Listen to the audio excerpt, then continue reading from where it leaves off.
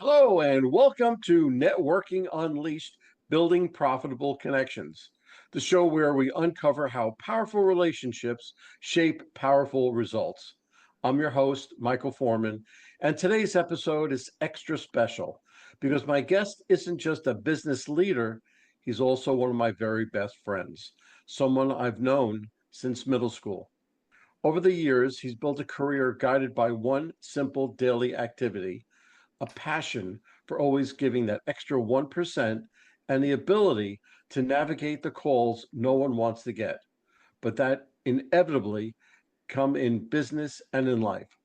His journey is a reminder that the same principles that build lasting friendships also build lasting networks. We'll talk about how passion, consistency, and relationships carry you through the highs and lows of business, and why your network is often the greatest investment you'll ever make. This one is personal and powerful, so let's dive in. I'd like to welcome Henry Kaplan. And as I said in the beginning, this is special for me because he's one of my very best friends. And I've known him since middle school, maybe even a year or two beforehand, but I don't know. But we have so much history, so much that went on. But he has made a career out of the real estate market. So I'd like to introduce Henry and let him tell you about his background. Henry, welcome to the podcast. Good morning, Michael. So before I start, I calculated this morning to the best of my ability, and we are celebrating plus or minus 50 years as friends, which is, to me, it's one of the most special things. Just for that reason alone, I couldn't wait to come see you today and just spend an hour with you because we don't live in the same state anymore. And the phone's great, but it's even better to see you in person. So I really do treasure the opportunity. Thank you so much. Henry L. Kaplan. I am presently the sales manager for one of the largest Century 21 franchises in South Florida. And I have about 150 agents that are affiliated with my office, but I consult with most of the agents in the company as well. So it's about 300 plus agents. It's a wonderful career and didn't all start that way. A little bit about me. I think what's funny, we had a session recently, and a group session in the office, and somebody came up with the question, at what point did you know what you wanted to be? Or what was the first thing you wanted to be when you grew up? And so I didn't do it. I waited for my turn. And everybody was like, I want to be a pilot. I wanted to be a fireman. I wanted to be a nurse, a doctor, a lawyer. And everybody joked about it. And nobody in the room ended up being that person except for me.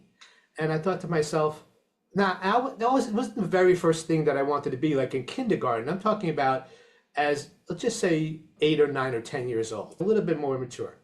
And so I decided that I wanted to be in real estate. And there's always an impetus, is that the right word, to why that happened. And it has to do with a piece of mail that came. I was always looking for mail as a kid. I wanted a piece of mail, and I never got mail. And I would be the one to retrieve the mail most of the time, and I always look, and it was never for me. Until one day, the mail said, HLK, Henry L. Kaplan, Realty. And I'm thinking, finally, a piece of mail from me. I don't know what this realty thing is, or realty. I didn't know.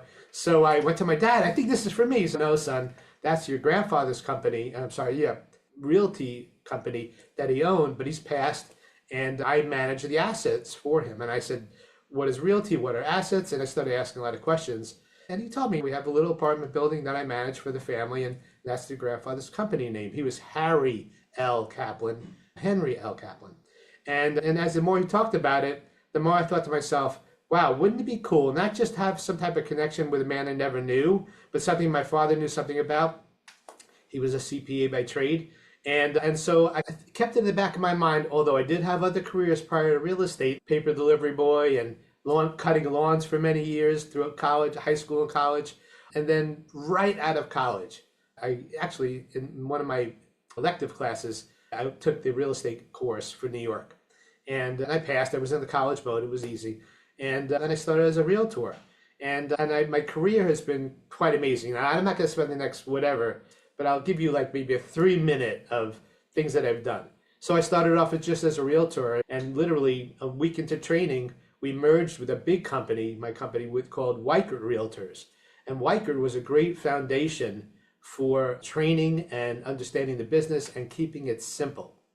And so from Weichert, like I said, I just graduated. So I really wanted to get involved in the business. And I started, like back then, most people don't realize this, but we didn't even have the multiple listing books, or not even, we had recipe cards in Rockland County, New York for every house. And I had to carry a metal recipe card bin with me until it hit the frame of the door of the office one day and 700 cards flew out.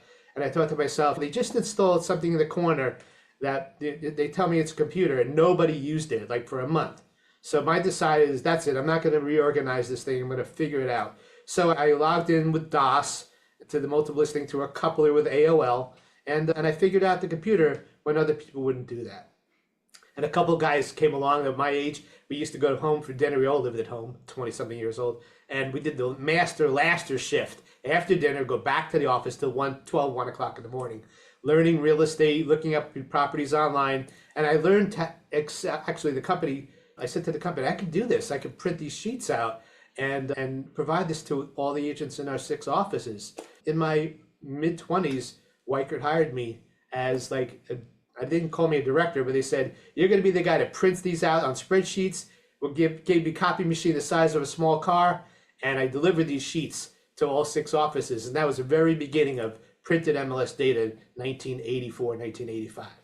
And then books came along, so I became antiquated, which I was totally fine with. And my career just navigated through real estate agent to, I guess, the technology guy. And I realized I love technology. Man, it saved me so much time. I didn't have to carry around, and everybody loved the industry kept moving forward. And long story short, a few years later, I became a broker, real estate broker in New York. I owned my own company until I sold it to Century 21, the largest franchisee in New York, in 1991. I ran a rental division for years for them, and then I ended up in corporate headquarters for Century 21 Corporate. It was a wonderful ride. And then I started a franchise orientation department, traveled the country meeting new franchisees. And lo and behold, four bosses later in corporate America, I decided, actually, I got a boss that said, Mr. Kaplan, call me Henry, no? She was a West Point graduate.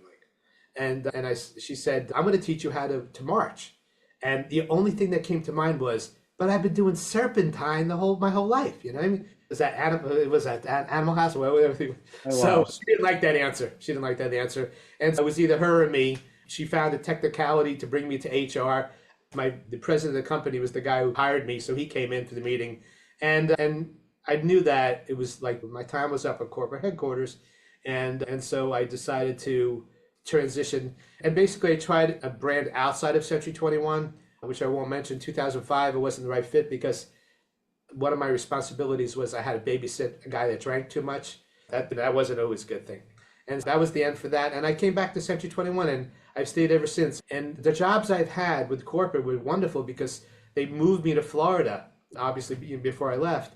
And I got to be with my family, which was really important. The president said, why are you doing that? Why are you leaving? I said, because I want to be with family. He said, that's not the right answer if you want to move up in this company. So the only thing I could think of, I pointed at him and I said, but you were in the field before you became president, so I guess I have to be in the field to maybe make a move up like that one day too. And he's, okay, that's the right answer. I'll let you, and they're going to chew you up and spit you out in Florida. So long story short, they didn't. And so I had to divide and conquer because there were some hostilities for a lack of service that our franchisees were getting. And so one by one, I chipped away. And I have some long-term relationships from the time I came to Florida over 25 years ago. And then I navigated, like, prior to COVID, actually, let me think, not COVID, way prior to that. It was back in 20 years ago. So let's just say 2005, right? And the market was okay, it was moving along. But one of my local franchisees, I was working in a really small Century 21 office near home, and he was one of my best friends because I was consulting with him and 95 other customers, brokers, with, I don't know, maybe 1,400 realtors total. And he said, I'm ready for you to come join me. And I was like, wow, now? Like right now? He said, yeah, now. So I had to quit, of course, gave proper notice, and I came to the office about today.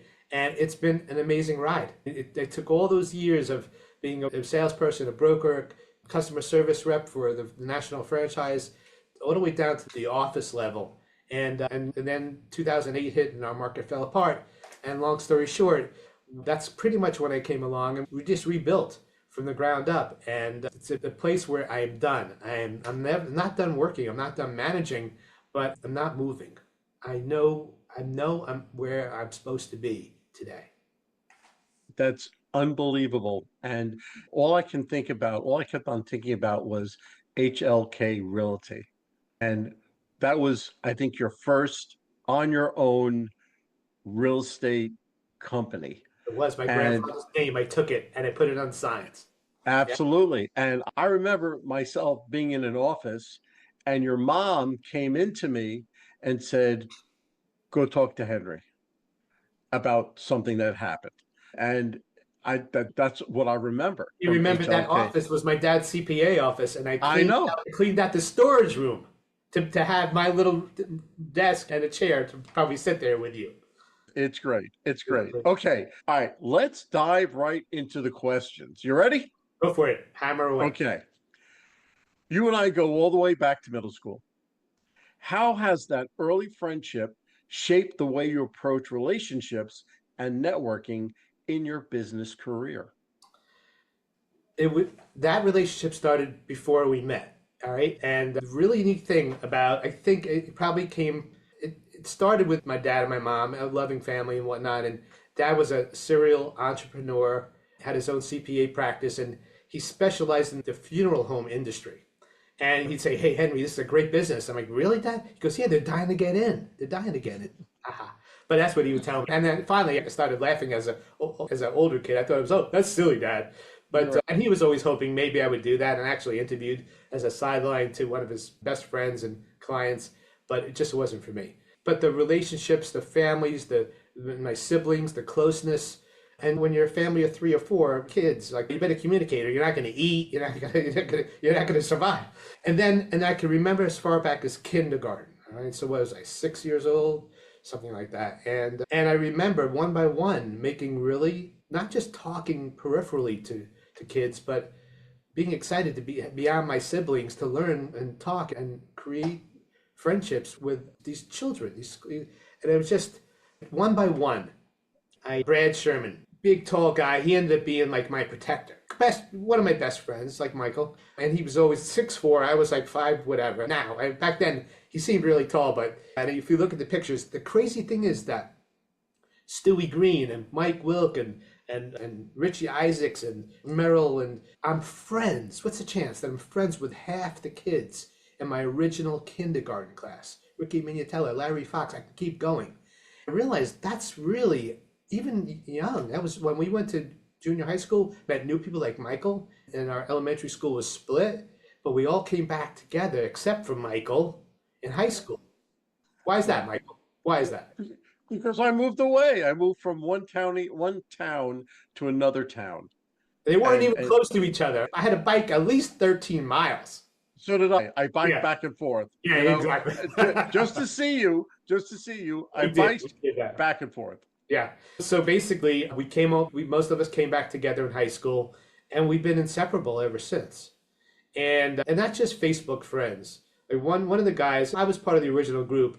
We started a guys thing, a guys get together. Being in New York, we always go to Atlantic City a couple times a year. And then as we adulted, we made the trip to Las Vegas once a year. And we've had as many as, I don't know, 20, 25 guys.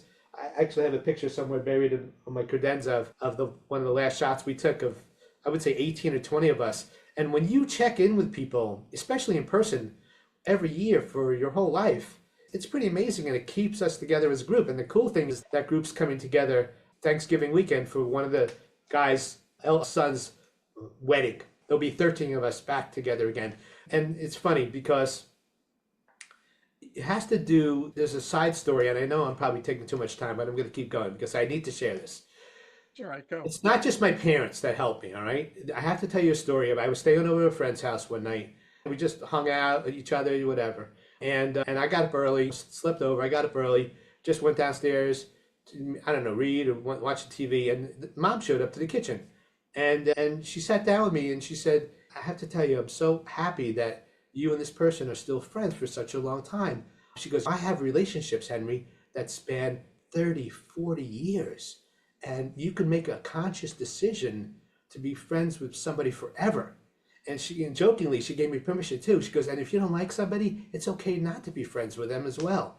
But she says, I see that you and Michael Foreman, because this conversation was with your mom, Sandy Yes. Foreman, really resonated deep with me that I can make a conscious decision never to let go. And you were one of those people, and you are one of those people, and you'll always be one of those people to the day we admit to the day we're gone.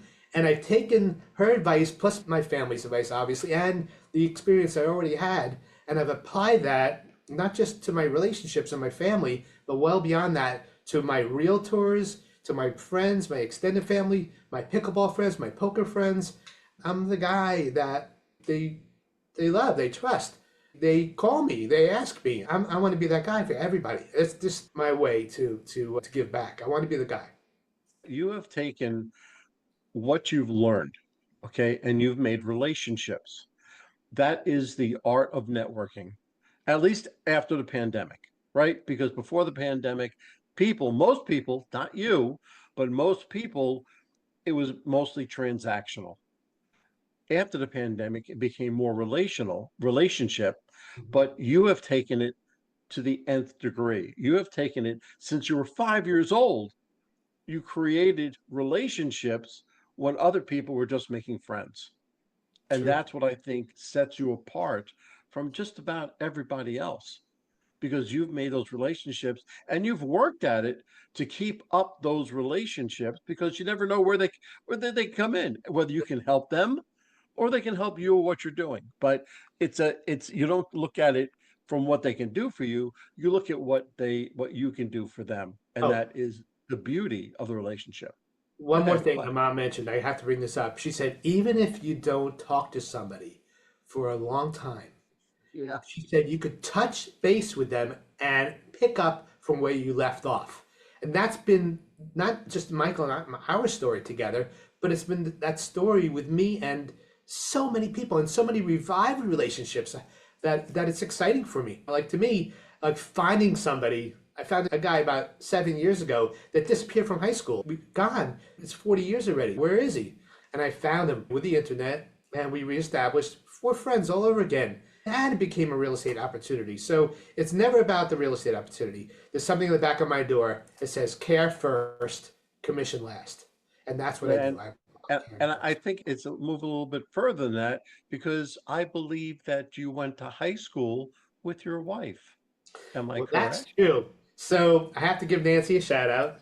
She was in junior high school with us, so we were all friends with her back in junior high school. Sure. And I made a huge mistake in 1981. I was She was such a mature woman. I was such a kid in junior high school, and beautiful, and the body of a 25-year-old at 13. And so I was just not afraid, but I wasn't confident enough. So we became friends, really close friends. And for 6 years between junior high school and high school, till I finally asked her to date me, and then I made the biggest mistake in my life.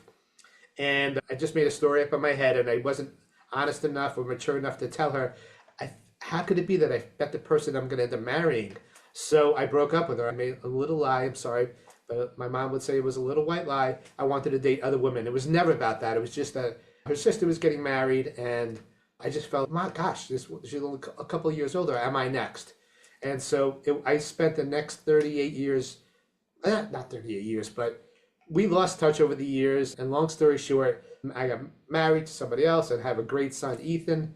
And it just didn't work out. And Nancy and I became friends again back in 2015. She moved to Florida. She likes to gamble. We played poker. I played poker as a kid. And through her divorce and my divorce, separated by some years, we just reconnected. And I'm going to be celebrating our 4-year anniversary And October it's a 30th. beautiful story. It's a beautiful story. And me, I feel because I was friends with both of you, Yeah. and it feels extra special for me.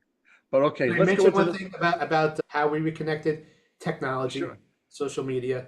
In my defense, I didn't know that Facebook had a second button, a second app called Messenger.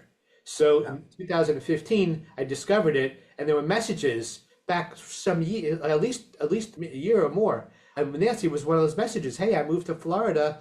I'm in Lake Worth, Florida. It seems like you might be close by. Maybe we can connect, whatever, talk. And so a year later, I said, yeah, it's never too late because I just discovered her old message. And so we reconnected through Messenger in 2015. So, That's great. It was meant to be. That's yeah, all. It was meant to be. And you brilliant. two were meant to be together. Okay, so you've mentioned one simple daily activity that has guided you through your career. What is it, and how has it impacted the way you build and maintain your network? Great. So again, I think everything I know, I don't know if I've ever had an original idea. All right. I beg, Okay. borrow, steal everything that I know, and I give credit to whoever. I can't even remember who told me because it's become part of my DNA. But I did read a small real estate article in a magazine or a newsletter or something like that in the mid 1980s, and I got two really good pieces of advice. One of them I still use, but the first one that I don't use any longer, in the formal way, is I don't place ads in the newspaper any longer. I stopped that. But that was a big part of my success as a new broker, owner of a real estate company in the late 80s. I was killing it in the Journal News, in Rockland County Journal News newspaper, with 3 or 4 line ads. And I took a contract and I spent probably as much as I could, and just getting that type of exposure. And that's the main word for me today with real estate, or I'm sorry, with business, is exposure. If you don't, doesn't it stand to reason, Mike? The more people exposed to you, the better chance you have of getting your services, your friendship. Absolutely. Yeah. Yeah. Get your So, word out. and so I say that with sellers too.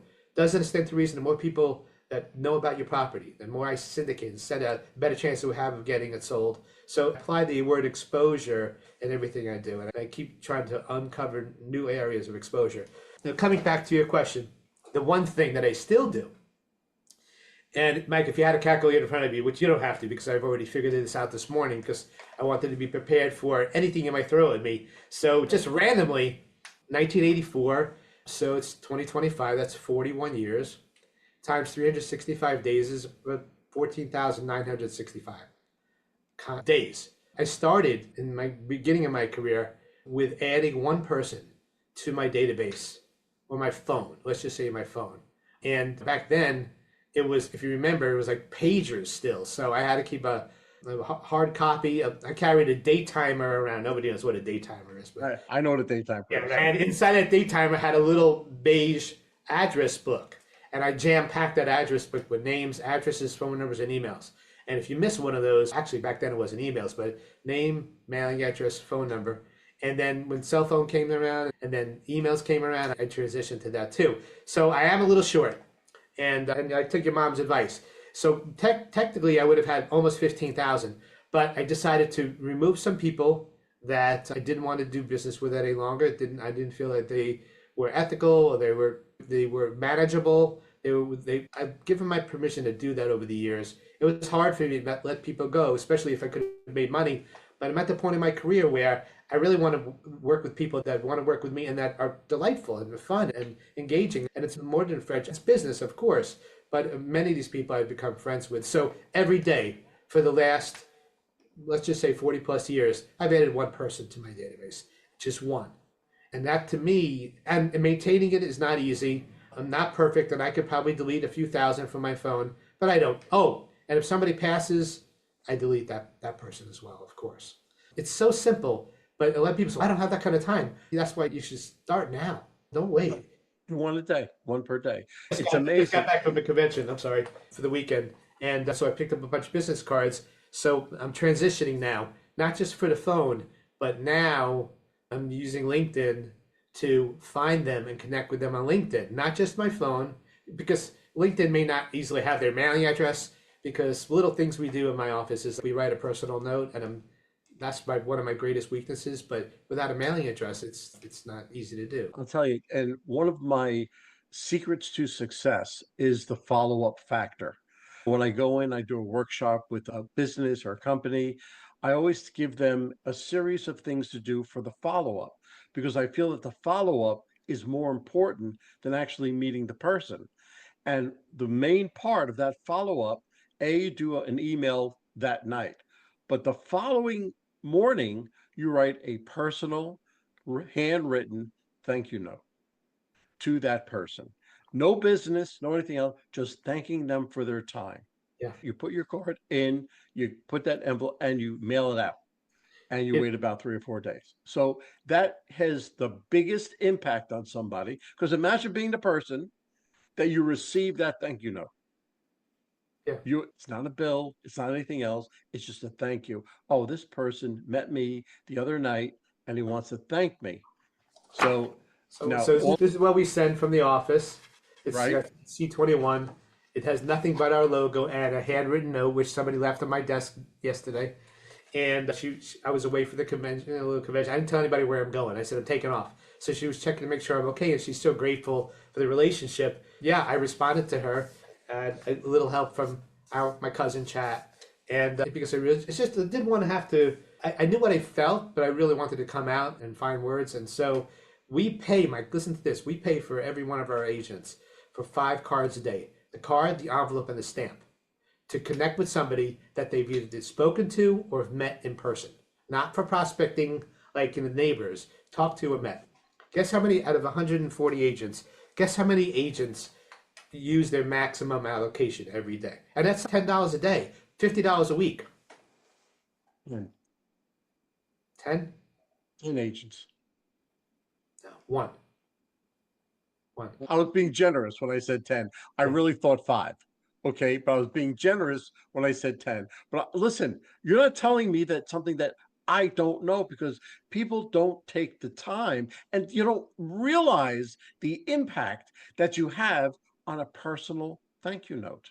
Right? So if you can tell your agents the impact that it would have on somebody's day, not just that you send them a card, but the impact that they would have on somebody's whole day just for them receiving that card, maybe they'll send a few more. And think about it. You go to the mailbox every day. I still look at the mail every day. There's Mm. hardly anything in the mailbox. A card is not gonna, a handwritten card, a handwritten envelope, and handwritten card inside. Don't be using tech. I'm just gonna pay this company to do it for him. You know what? To me, it takes what, about 2 minutes. And I know time is our enemy. Time is we have to take advantage of those little moments, like Mike said, to connect. And I think to myself, and I know some people that do a really good job, and especially one of my lenders, and he always puts a scratcher, dollar scratcher. And you know what? People want to talk to me all the time. Where can I spend my money? I said, stop spending money. Spend time and a little bit of money on people that know you, like you, and trust you. Write the note, mail it, you give them a scratcher. What if they win? Good for them. They're going to thank you even more. Maybe buy a property from you. Don't think of that. I call it stinking thinking from Floyd Wickman, one of my mentors, real estate mentors. But those little things go such a low. There's 1%. Do one contact and 1% extra, Mike, every day. 1%. Absolutely. Absolutely. I can't add anything to that because that was said perfectly. That is exactly what everybody should do, but nobody does, or just about nobody does. Okay, let me do the third question. In business, we all get that call that you never want to get. How important is having a strong network in helping you navigate through those moments? It happens to me a lot as the manager of a busy real estate office, because the call that I never want to get is that we put somebody's money at risk. When you lose money typically on a buyer's behalf, you slay the dragon. The dragon could be your best friend. You slay the golden goose is even a better example. What's the chance if you lose money for somebody, they're ever going to come back to you? And in this day and age, when that happens too, even if it's not your fault, which I think many times we could have prevented it, most of the times we could have prevented it, is that you'll never, what's a lead worth? What's a contact? What's a person worth? We say real estate's a contact sport. So start with contacts, not leads. And then leads become contacts. Sorry, contacts become leads. And that we know in real estate that a solid contact, we call a whale, a really great contact, somebody who knows a lot of people, could be worth 30, 40, $50,000 in your career if it's something that as they make recommendations, they use you personally. And then now with social media, I can't tell you how many times we get blamed for something we weren't even involved in. So can you imagine where we are? So to me, the call I never want to get is, I tell my realtors, I want to know 2 weeks before rather than 1 second late. Because in Florida, our contracts are time is of the essence, which means at 11:59 p.m. on any business day, we could really be in default of a legal agreement. So that's the hardest thing as a manager, is to make sure people understand those timeframes and those obligations. But the second, or maybe even the first worst call you can ever get, Mike, has to do with you or your family. And so my worst call was about 3 years ago, 3.5 years ago, when I got a call from my doctor's office and they said, Henry, something's off with your blood work. We'd like you to see a nephrologist. And I'm like, what kind of ist is that? And Right. it's the kidney doctor. Oh, it's kidney doctor. What's up? Because I don't like what I see. And so I went to see a nephrologist, and Dr. Silverstein, she was a seasoned pro, and I'm waiting for her in the room. And after my blood test came back, she said, actually, she got them from the other doctor. She goes, Mr. Kaplan, you have advanced kidney disease. Have you thought about a transplant yet? I'm thinking, the only thing that came out of my mind was, you got the wrong Mr. Kaplan, because I feel fine. She goes, oh no, I got the right Mr. Kaplan. Apparently, I had a combination of, it wasn't cancer, but a combination of ailments I say factors that created a permanent ailment, and both my kidneys were going, oh, can you still see me? I can see you. All right. Both of my kidneys were still going, they were going dead. And I was really concerned. So I went out, and by the way, it was like 3 months after I got married to Nancy. So yeah, between 3 and 4 years ago. And so long story short, we did a biopsy to determine that certain factors, they said I was obese. I never felt obese, but I'm not skinny either. Meat consumption, diabetes, and high blood pressure contributed to my kidneys. And I decided, and I thought, my God, I just got married. And if you live by like I do, expect the unexpected and you'll never be surprised. I said, okay, at first I had to go see Nancy right away. I waited till she got home.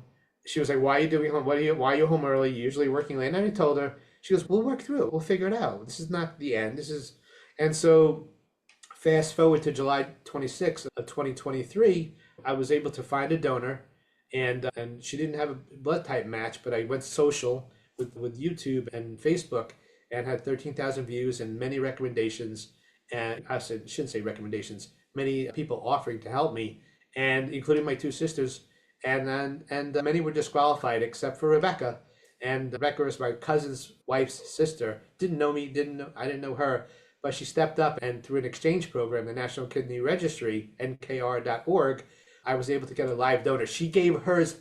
Who gives a kidney selflessly, doesn't even know you, to a stranger, a woman in California? And a month later, I received one from a man in Rochester, Minnesota. Within 24 hours, it was in my body. And he gave his because his wife needed one. When she got one, somebody else got one. So it's a chain reaction. But it starts with one selfless individual, and that was Rebecca. That's outstanding, outstanding. And I knew, of course, I knew the whole story, and you left a few parts out, but that was the gist of the story. And listen, nobody is happier than I am to see you on this podcast and to see you working.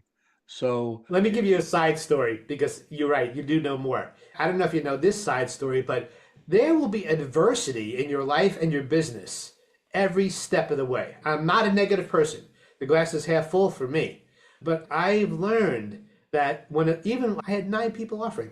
One of those people, before Rebecca told me early on, but I was looking for a match. And if you need a kidney, don't look for a match, look for a healthy person. And so one of these people said, a woman, she said to me, and it's going to sound weird, I'm not going to stop, Henry, till my kidney is in your body. Now that's a pretty darn big commitment. And I put my trust and faith. And by the way, Michael knows this, I went on dialysis, peritoneal through the abdomen, at home while I slept for 7 months on dialysis. It wasn't a hop, skip, and a jump getting a kidney, but I waited for the wrong person. And as many of you probably read Who Moved, my cheese was not happening. That cheese corner, that kidney corner was empty with this woman. It ends up that she didn't pass the mental part of the exam. And so she bowed out gracefully. 2 people didn't of the 9. So even when you think you've got this, you don't until your doctors tell you your blood test came out well, or until you're off medications to the best of your ability, which I'll never be off because of anti-rejection, or till the deal closes and it funds. And even beyond, you have to have proper insurance, because people always find a way to try to point a finger at you, even though 3 fingers are pointing back at them, because you never know what's going to rear its ugly head one day. So do the right thing even when nobody's watching. That was one of my side stories. no, it's perfect. Listen, back in New York, I was in the mortgage industry. So I feel exactly what you're saying. I can talk about this for another 2 hours, but let's go ahead. You talk about the extra 1% rule. How can that principle be applied to networking so people stand out and create deeper connections? I try to give before I get. To me, it's just, I don't know, something. It's definitely not been my whole career, but it's been some years. And so when I meet somebody at a networking event, I first of all I pick out usually the loner to start with. That's just me. One, I can approach anybody and say, "Hey, I'm Henry. What's your name?" "Hey, I'm John. So, what type of work do you do?" Like, no, normally it's a business networking group, and so he starts explaining, "I'm an audiologist, and so I've got a pretty busy, pretty practice. This, that. I'm trying to grow my business. I just changed locations, and so occasionally I'm like, great. You know what? I got a hearing aid now. Oh, I got a Bluetooth device, which it is." So people think I'm crazy sometimes. I'm talking like, you talking to me? That guy Michael on the street that you would see talking, we thought he was Yes. crazy in the growing up. He probably just had advanced technology of what we have now. That's all. Right. But seriously, so I love to meet somebody. I love to figure out. I love to get their information, and then I'll add them to a list. I always try to give two or three names. I'm like, yeah, I met this guy. He seemed really nice. You might want to look him up on Google and see his reviews. But I always like to try to connect people to connect, because not that they owe me, but I always think that they appreciate the referral. And I've never been a part of a BNI, but I know people that have, and that's really good. But there was a second thing I wanted to share with you about. Oh yeah, so when I meet somebody who says I am an endoscopic specialist, I'm thinking, okay, so I'll let him talk, and then I'll be like, all right, so how would I know if the next person I'm talking to would be a good prospect for you? I don't want to say, can you explain that in plain English or dumb it down for me? How do I know if the next person I'm going to talk to today or any other day would be a good prospect for you? Oh, if they ever have like knee pain or ankle, I'll go in with scopes and cameras, and sometimes they don't even tell you what they really do. Or either, I'm a doctor. What type of doctor? I'm a psychologist. Oh, great. You're not animalizing me now, are you? Like, yeah, I try to break the ice. An icebreaker, a quick question or two.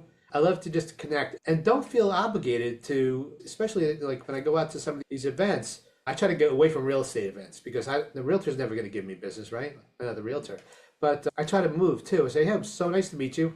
And then we move on. So if once you've got it, you build it, there's no reason to spend another 40 minutes and really not have the opportunity to meet more people. Absolutely right. And you touched on this just a little bit, but when you go to a networking event, you have what's called a servant's heart. It's giver's gain, right? So if you go to a networking event and all you think about was serving other people, not you're there to sell a widget or you have a service or something else like that, forget all that, right? You're there to make everyone else or everybody that you come in contact with more successful. So my line that I teach in workshops and everything else is, after you have that one or two people down and you have them talking about their business, you say, you know something? How can I make you more successful? How can I be a good referral source for you? And most of the time, if I've done my job correctly, they say, Mike, I don't even know what you do yet. So they tell me how I can be a good referral source for them, and I make myself. I'm in this area. I'm known as a super connector because every week, and I have been doing this for the last 2.5 years. Every week, I find two people with a need, and I put them together, and I walk away. Fantastic. So that's all that I do. And that's all that I do. We have something in our Johns Creek Chamber of Commerce and called having an ambassador. And once a week, myself and three or four other people, we go out around the town just saying what we can do for them.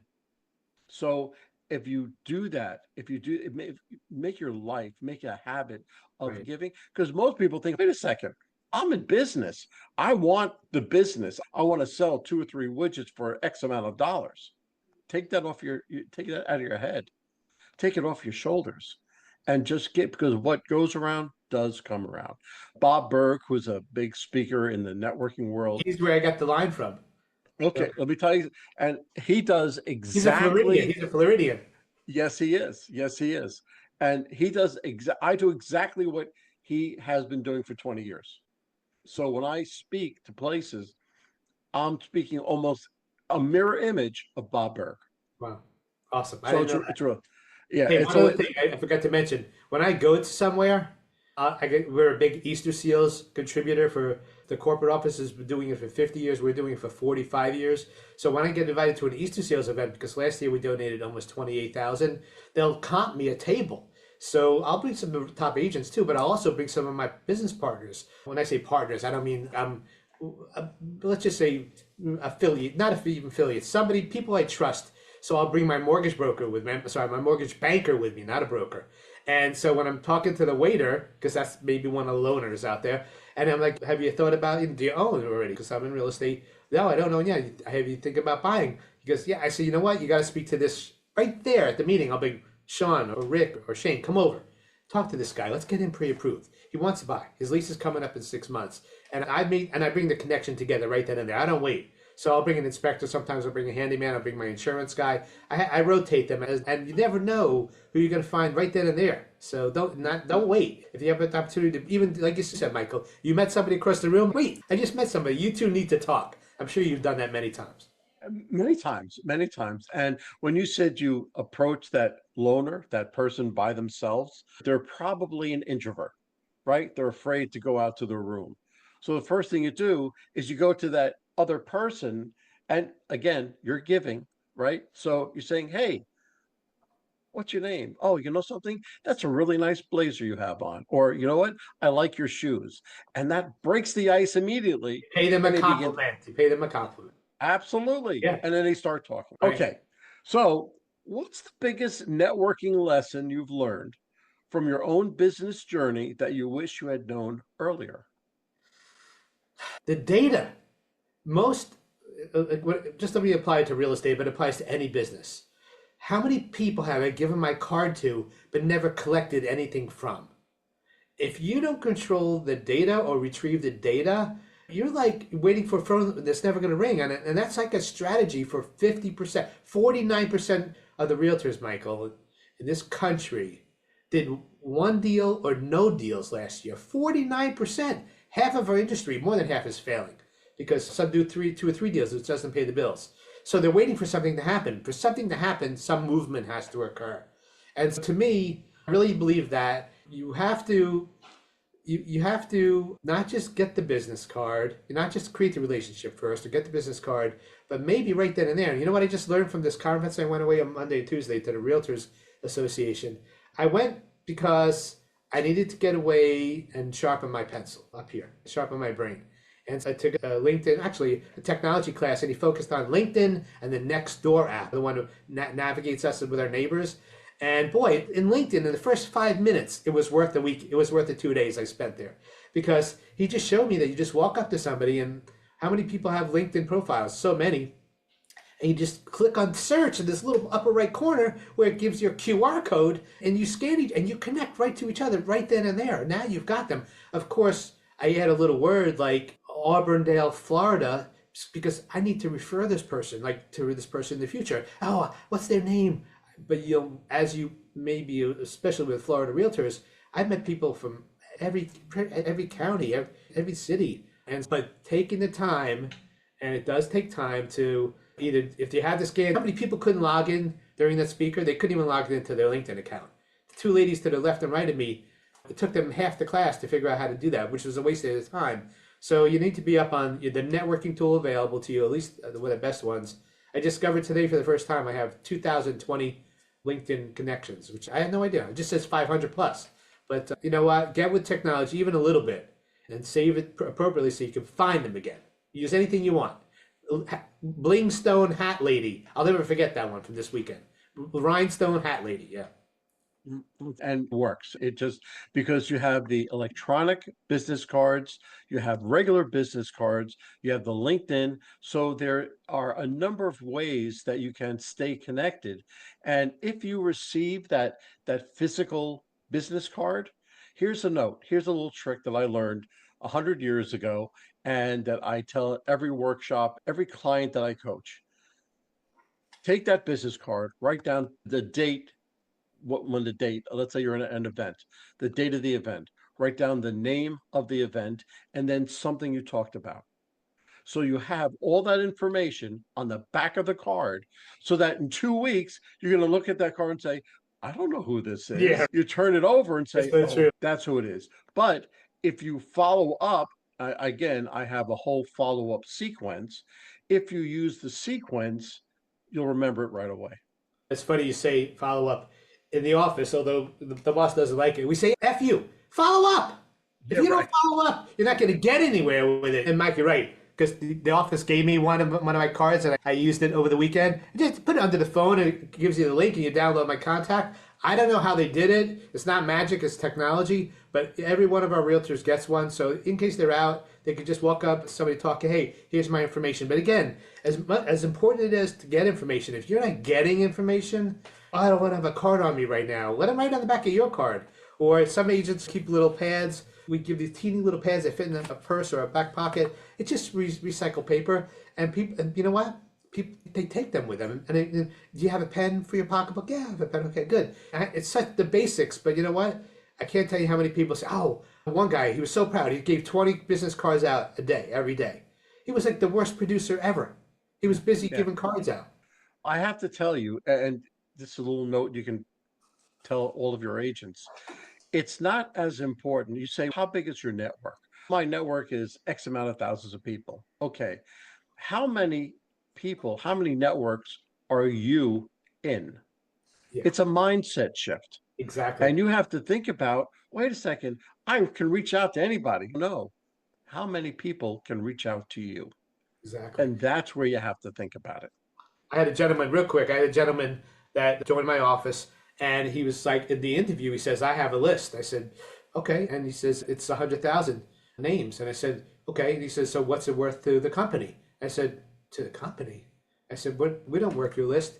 You don't understand, Henry. These are every person with such and such a group. And there's nuggets in there. I said, you need to be the gold miner, I told him. You need to get through that list and bring it down to 200 plus or minus. People that know you, like you, trust you enough to either Trust use you. you or recommend you. He was like, a list is, I agree, a list is nothing unless you would do something with it. And I told him, and you know what? He soon thereafter quit. He's like, you don't see my value. I said, oh no, you don't see your value and you don't want to do the work that it requires to bring it down to quality, not quantity. Absolutely, absolutely. And what you said, know you, like you, and trust you, then they'll do business with you. And that list, everybody knew you because you were on the list or whatever. But then you have to narrow it down a little bit to you, like you. That narrowed your list down. Trust you. Now you brought that list from 100,000 down to 200. And that's the list that you need. So you're right. He's got to be the person to be the gold miner and to break that list down to 200. And then that's something you can work with. But until then, it's not really worth anything. Yeah. Passion seems to be a driving force in your success. How can professionals use their passion as a tool to attract the right connections? So passion is, first of all, you have to be in a position. You have to be in a career that you can be passionate about. Because one thing my dad taught me, he said, look, son, always do your best. And I added, never give up. And also, you need to like what you do. And you need to feel you bring value to people's lives. And I know that passion, people always don't find their passion in what to do. Michael, you do. I do. We know what we're passionate about. And if I tell people every day, and mostly when I'm interviewing new realtors, I'm not the recruiter. We have a director of career development that does that for me. But I come in to the interview and to meet them, and I'll say, look, I don't know what I want to be when I grow up, but I'm still having a lot of fun after 41 years. So I still have time to think about that. And everybody laughs. But you know what? I'm doing what I was meant to do. I know that. I did waver 6 months, Mike. First 6 months of my career, I wavered on that. Because in my first 3 deals in contract, and once you have a real estate contract, statistically, more than half the time you're going to close. My first 3 deals in contract fell apart. So I went to my dad. I was living at home in the basement or whatever. And I said, Dad, I don't know if real estate's for me. He goes, son, you just started. You need to keep learning. You need to get out there. You need to follow what your bosses tell you and apply what you're learning. And he said, "Don't. I'm not gonna. You're not gonna stop." And he didn't say, "I'm not gonna." He goes, "Don't stop." And I just took that became my driving force. That when things go sideways, when it seems like it's half full, things happen for a reason, and sometimes we can't figure out why. Don't even look back and try to figure out why. Just strive forward, continue to do your best, work harder than everybody else. There's so many things that guide me that I've learned over the years. But the biggest challenge I see is people jumping around from career to career and looking for, and some people never find what they're looking for. And it's not always about the money. As a matter of fact, I've had opportunity to make more money from other opportunities that have come since I'm here almost 20 years at this office. And I think there's a price, but I guarantee you it's going to be 7 digits. So nobody's offered that yet. It's so true. It's so true. And a lot of what you just said, I learned from the military about keeping it forward, keeping straight, keeping consistent, never give up, all that kind of stuff. And it's true, but I have to put my own spin on it and I have to feel it inside. I can't just hear somebody telling me. I have to feel it from the inside. And when I found my passion, now I found this back in New York when I was doing mortgages and everything. I felt that I was the person out there talking and explaining, doing the first time home buyer seminars and things like that with the realtors. I was doing all that. So back then I found the passion. I worked through different career paths before then, where I am now. I Now is where I found my passion, but I was 60 years old before I was actually able to take it and run with it. Yeah, So I know what you're talking I about. hear you. Okay. So networking often comes down to consistency. I just spoke about that. How do you keep showing up and staying top of mind in relationships, even when life gets busy? Okay, so some basic things, all right? And I can't remember who told me this. It was a woman basketball coach for a college team. I apologize, but it was a long time ago. So I just took some, I always try to take one thing away or two things. She gave me a few things, all right? First of all, make your bed every day. Make your bed every day. Nothing worse than coming home to a messy bed, right? Nancy and I make it, she makes it, we make it together. This morning we made the bed together. We're up 5:45, we're out of bed by 6. The bed is made, we're having breakfast. She's on the road by 7 o'clock. And so I'm in the office by 7:05 because I live 1.7 miles as a crow flies to the office. And so you got to get up. I tell everybody, you got to dress up and you got to show up. Today, I thought I'd walk the mall to see if I can meet people. You know what? That's not. I have strategy sessions with my agents, goals and strategies. I do. Everyone gets a one-on-one once a year, and then we can tweak it during the year. But it's not just getting up, dressing up, showing up, but doing productive activities. So the biggest joke with Nancy and I is we're so busy on weekends with our grandson and Ethan and Nancy's mom and our friends and with pickleball and poker that I go to work Monday morning just to relax. Seriously, I'm like the only guy that thinks that way. They're like, really? I'm like, yes. Monday morning to me is, and I know it's going to get busy, so I don't even have to schedule something. I typically will. I have appointments, of course. I block this out. Oh, I time block, and I'm really good at time blocking. Again, Floyd Wickman, a wonderful master trainer for realtors, and I don't have two schedules. I'm one person. All right, so I color code my time blocking, and the only bad thing about time blocking is you need to leave time for the unexpected. Like me, I have an open door policy, except I never put a note on my door unless I'm doing a recording like today. I have an open door policy. Nothing going on here but the work. And so people could just knock and come in. And I leave my door open most of the time anyway. But the unexpected, the people like, oh, you got a minute? Like yesterday, I just did it early this morning. A guy hands me after our sales meeting a packet. And he said, hey, you got some time? I'd like you to go over my packet for me as a realtor and the services I'm going to offer. I'm like, yeah. I look, it's 11 pages. I said, no, I don't have time to do that because I already had somebody waiting for me, but make a time with me. In the meantime, give it to me. And so early this morning, because like I said, it was here at 7:05 or so, I said to him, it's going to be red or blue pen. You're fine. He goes, yeah, man, whatever pen you like. All right, no problem. I said, don't think I'm grading you. I'm just going to give you my opinion. So apparently he used ChatGPT because it had a lot of great points, but he hadn't made a change yet.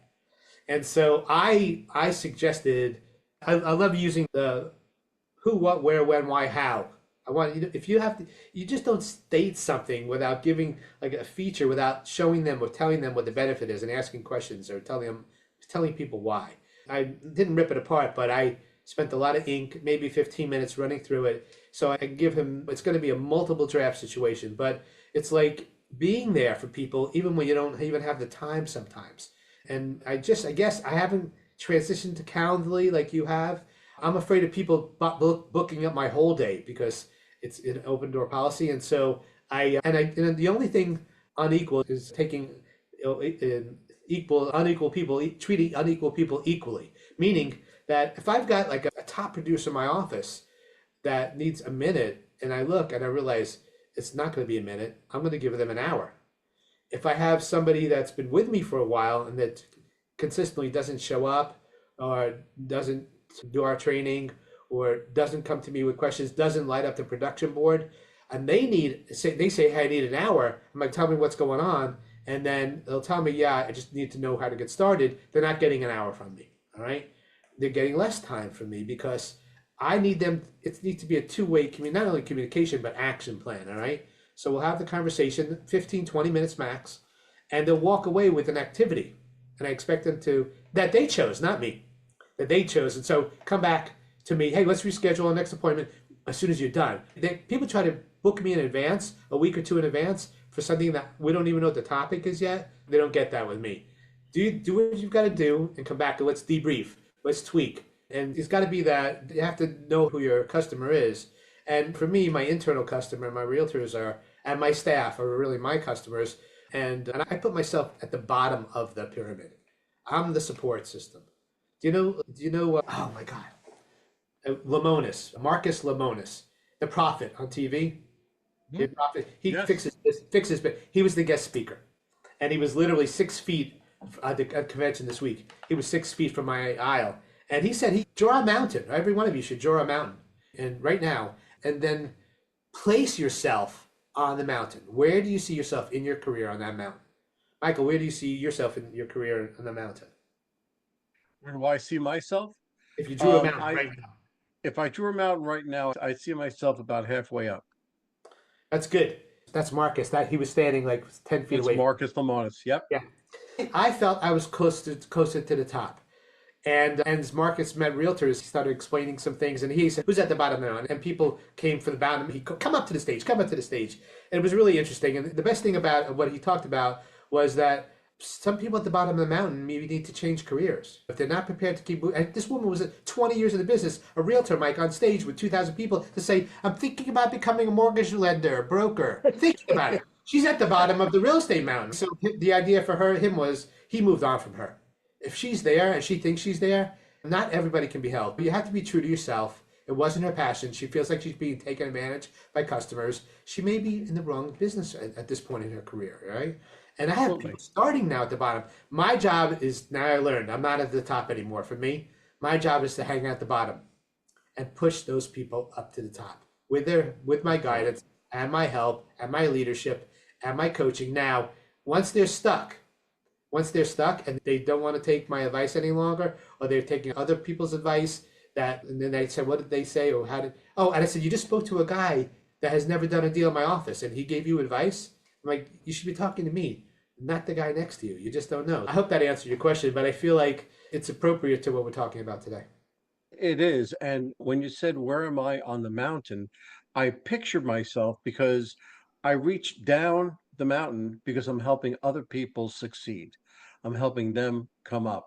But To your level, right? and I'm also reaching up because I have a mentor and things because I need to get further in what I do. Yeah. So I feel I'm right in the middle because I'm a mentor to others, but I need a mentor to get further ahead. So that's Right. why I put myself No, directly. I love managing the mountain. That's my job.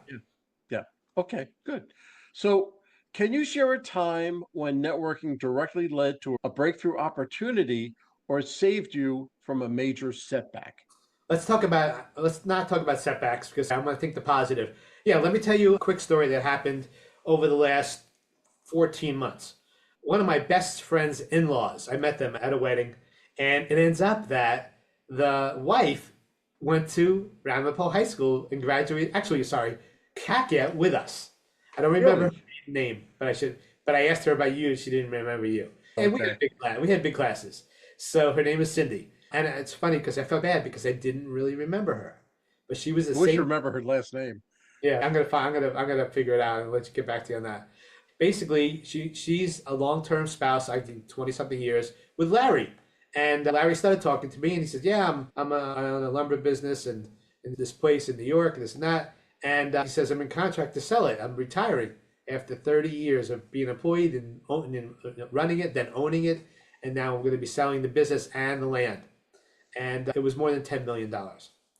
And I said, wow, if there's anything I could do to help you, yeah, you could. He says, I want to relocate my staff, my mother and her child, to Florida. I think I owe that to them. And I was like, yeah, I can help him in any which way you like. So he was thinking about maybe a small business. And I kept following up from that perspective, thinking that he would think about me when it came to the buying opportunity. For whatever reason, and people pivot, sometimes they never tell you, he ended up going and spending this amount of money with a commercial broker because I've been known for residential and I've done some commercial in my life. But so he had spent 9 million on commercial properties of the 11 million that he ended up selling a property for, and he had to do it on a 1031 exchange because he wanted to defer the taxes. And then I heard from my buddy, yeah, Larry closed on $11 million in real estate, and I was like, wow, I'm surprised I didn't get the call. Long story short, I get a call from Larry about 7 or 8 months after he closed on the property. Oh, and $2 million was left over. So the commercial realtor sold him a residential house in my marketplace. And so Larry calls me, hey, Henry, so and so says you're really a good guy and you can help me with a rental.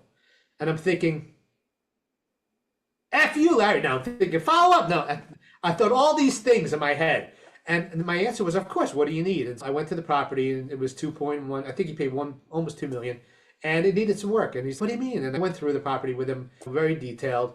And I got a guy, one of my handymen, coming out for a couple of weeks and do what he had to do. And we finally got it rented. And he hated being a residential landlord, just hated it. He really regretted buying it. There's time frames involved. So long story short, he said, I want to get out of, now that we have it rented, as soon as the lease comes up, would you list it for me for sale? Yes, Larry, of course. And so the first weekend I had at the market, 9 showings at a full price offer, 2.1 million. And we closed about, and by the way, I never did $1 million deal in my career, 41 years till, there you go, till what, about closed 4 weeks ago. Yeah. And then he says, hey, what about helping me with a 1031 exchange to buy a commercial property?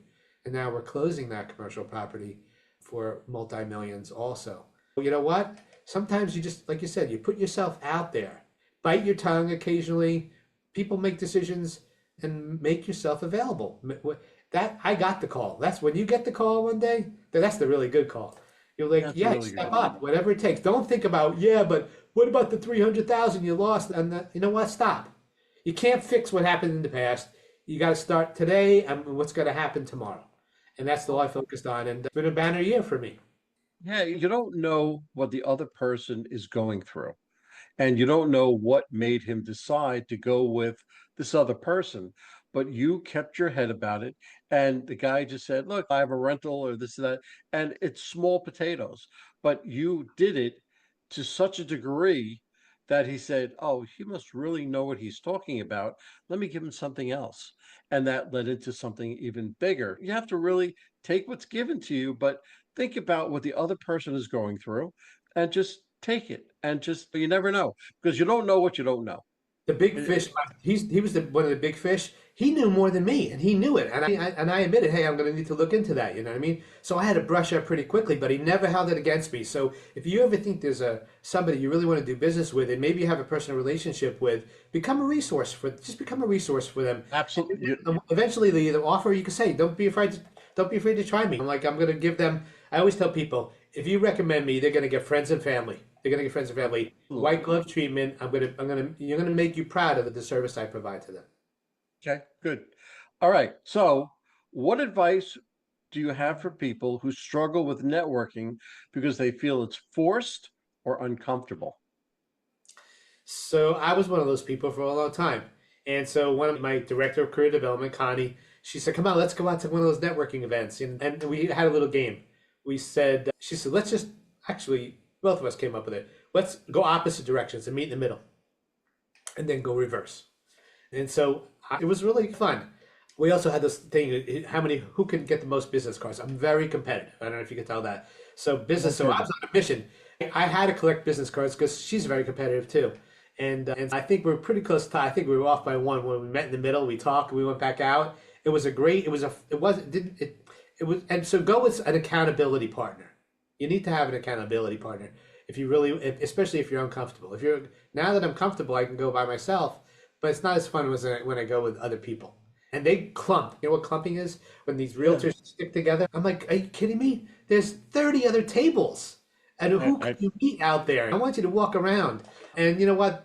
They have fear, right? False evidence appearing real, fear, which is crazy. And nothing's going to kill them by saying, hi, I'm Henry. Hi, I'm Michael. Yeah? Hi, Michael.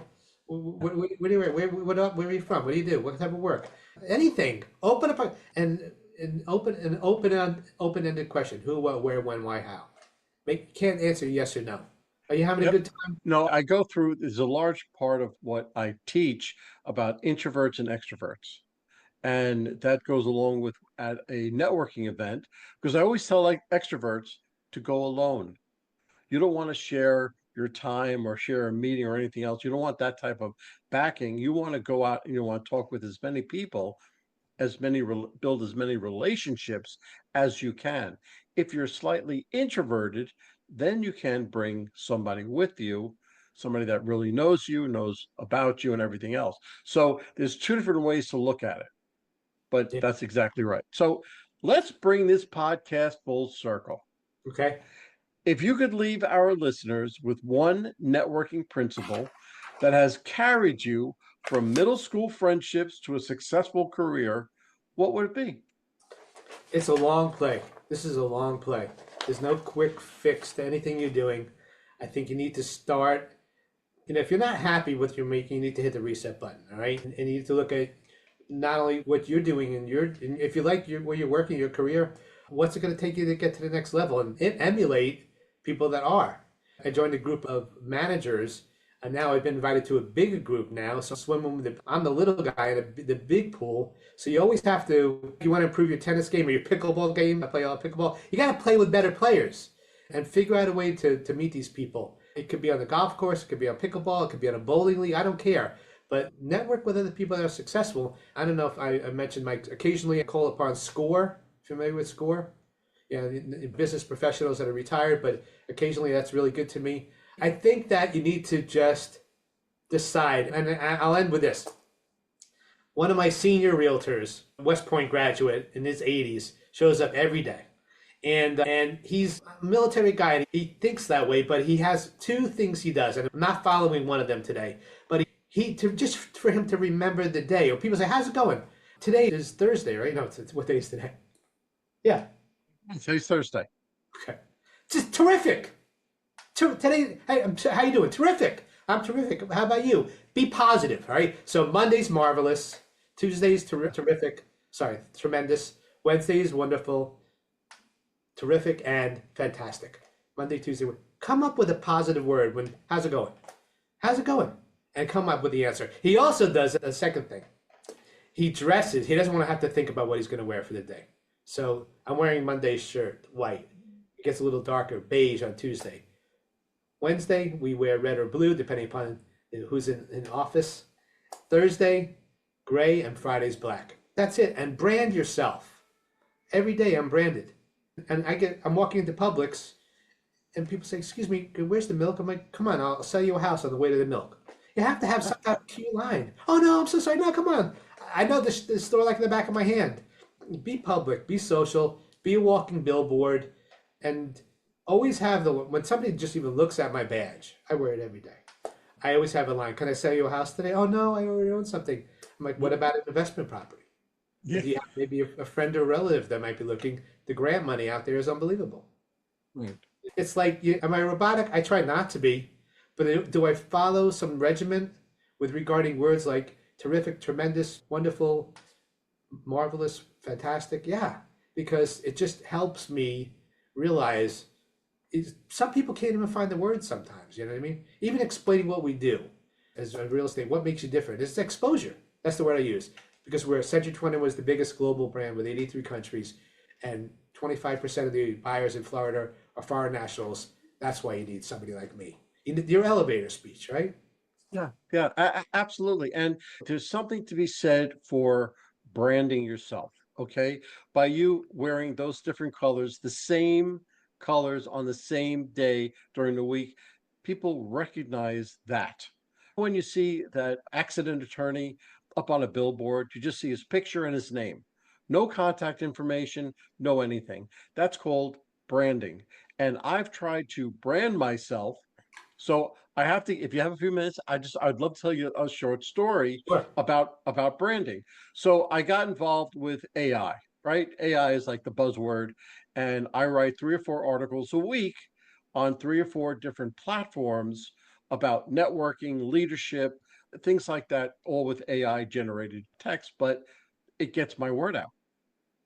Now, I've been doing this for 3 or 4 months. So I got to tell you a funny story. The person who I'm working with has a partner in California. That person in California has a partner in Las Vegas because they do shows, right?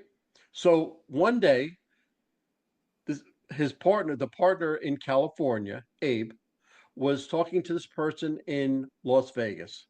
And they were talking about something with AI and everything else. He goes, "Wait, I have to stop you for a second. Who's Michael Foreman?" He's, "Why?" He goes, "Because his name for credentials, it's all over the place. He is the go-to person for networking." And he goes, "How do you know?" He goes, "I see it all over the place." He goes, "All right." So this guy in Las Vegas was talking to a person in California about me in Georgia. Crazy. So it's absolutely crazy. So this is what I did. I made up a t-shirt. On the front is my logo. On the back, it says, "Who is Michael Foreman?" with a QR code. That's cute. I And like it. so I'll send you one. So it I'm still a large, but I'm okay. shrinking. Shrinking. That's all right. That's right. I'll Thank you. send you a large. I love it. But Who's Michael Foreman? I love it. but Yeah. it's great. But you never know who is going to see it and what they're going to say. So Henry, I got to tell you, this was absolutely fantastic. And I think we can make this podcast go another 2 or 3 hours Oh, we just can. by giving us stories back and forth. Oh my God. Okay. But if somebody were to contact you, what would be the best way that they would contact you? I even Superman had kryptonite, right? My kryptonite is my inbox. That's kryptonite to me. So I'm a texter and I'm a caller. All right. So 561-427-4888. South Florida, Boynton Beach. 561-427-4888. That's it. Direct. And I pick up everybody, and except for this call, I'm the guy that picks up and says, "Hey, can I call you back?" But not today. I turned it off. Okay, good. All right. I know my Henry, Gmail, Henry L. Kaplan at gmail.com. Henry L. The Hulk. HLK. Henry L. Kaplan with a K at gmail.com. Thanks. okay, Henry, this was great. And I will talk to you. Hey, Well, hold on, folks. Don't go anywhere. Let's hear from our sponsors. David Neal, co founder, Revved Up Kids. Revved Up Kids is on a mission to protect children and teens from sexual abuse, exploitation, and trafficking. They provide prevention training programs for children, teens, and adults. To learn more, go to revvedupkids.org. Henry Kaplan, Century 21. When it comes to making the biggest financial decision of your life, leave it in the hands of a proven professional, Henry Kaplan. Henry is a global real estate agent with Century 21, celebrating his 41st year in business. No matter where you're moving, Henry has the right connections for you. You can contact Henry at 561 427 4888. A huge thank you to our guest for sharing such incredible insights today. And of course, a big shout out to you, our amazing listeners, for tuning in and spending your time with us. If you're interested in my digital courses, being coached, or having me come and talk to your company, just go to Michael and fill out the request form. Remember, networking isn't about being perfect, it's about being present. So take what you've learned today, get out there, and make some meaningful connections. If you've enjoyed this episode, please don't forget to subscribe, leave us a review, and share it with someone who could use a little networking inspiration. Let's keep the conversation going. You can find me on Apple, Spotify, Pandora, YouTube, or my website, forman.com/podcasts.